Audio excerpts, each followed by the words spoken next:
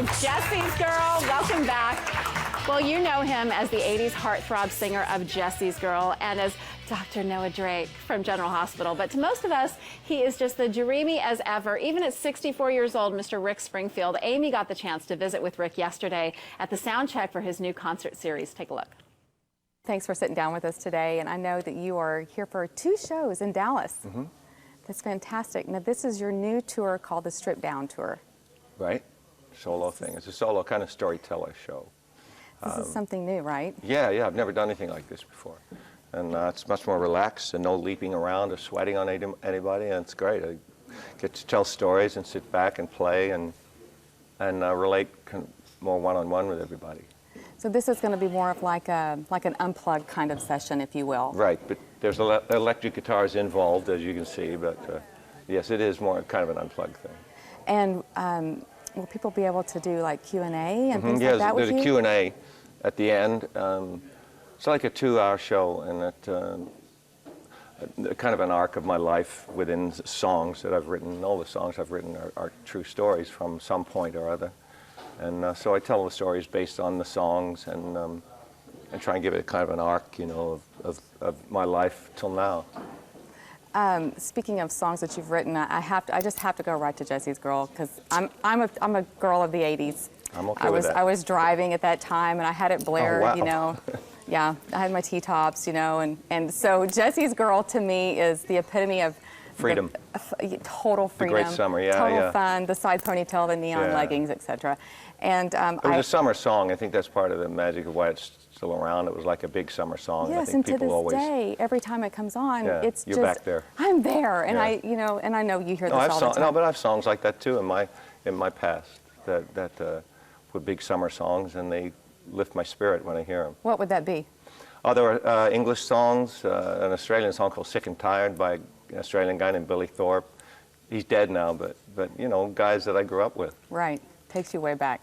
Well, who was Jesse's Girl? I'm just curious. It was a girl. Actually, I tell the story in the Storyteller show. But she was a girl I met at a class I was going to, and it was basically unrequited lust, and it's a great place to start for a song. So a lot of my songs are written from a disappointment point of view, which is great because that's the only time you want to look at an issue is when you're hurt or disappointed by it. I mean, if everything goes great, then there's nothing really to write about, you know. Right. Writing from conquered, the heart. I saw, I came. Okay, so did you ever get her? I'm curious. No. You never got her? No, she left before the song actually was ever recorded. She left the class or the town or whatever. I have no idea. Oprah tried to find her. She had a thing called the Women in Rock Songs, and so she tried to look for Jesse's Girl, and she found the class, and the guy had died 2 years before, the teacher, and they'd thrown his papers out a year after that, so she missed her by a year. Oh my gosh. All right, She's well, I just had to know. her. I had to ask because you know that song, we just love it. Tell me about your book. You've got a brand new book. I do. As a matter of fact, I do. Funny you should ask. Vibration. Called Magnificent Vibration, and it's. I'm going to have a T-shirt made so I don't have to like do the T-shirt prop thing. That's awesome. But please buy it and put it in the bestsellers list for me. It's my first novel, published novel anyway, and it's a story. It's a pretty extreme story. I'm very much a champion of the earth, and versus us, what we're doing to the earth as bad shepherds. But it's a dark humor story about that, and it starts with a guy, a 32-year-old guy just off a divorce, bad divorce, thinks his life is over, and he steals a book, Magnificent Vibration, and written on the inside of the book is a note that says, "Call God, 1-800-CALL-GOD." So he does, and it basically goes downhill from there.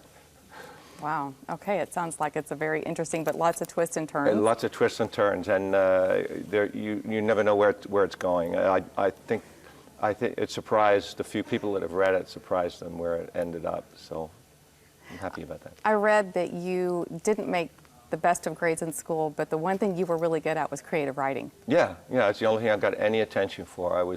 In the end, I was asked to leave high school because I wasn't attending, and I really, it wasn't serving me. But I did. The only thing I was any good at was essays.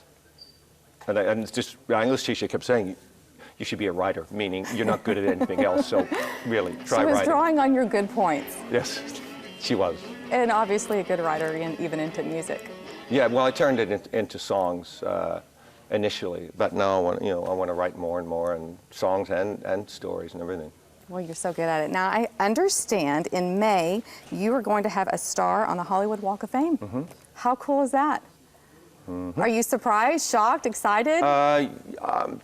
Yeah, I mean, it's great. When I first came here in the '70s from Australia, I lived near Hollywood Boulevard Right. in an apartment, and I would walk up and down the streets because I had a lot of spare time back then, and up and down Hollywood Boulevard looking for the only Aussie people. There was Errol Flynn and Rod Taylor, Joan Sutherland, all these Aussies that had stars there. So it's cool from that perspective for me. Well, we are certainly excited about your 2 shows here in Dallas. I know you come to Dallas frequently. I have, yes, I have. I've seen you.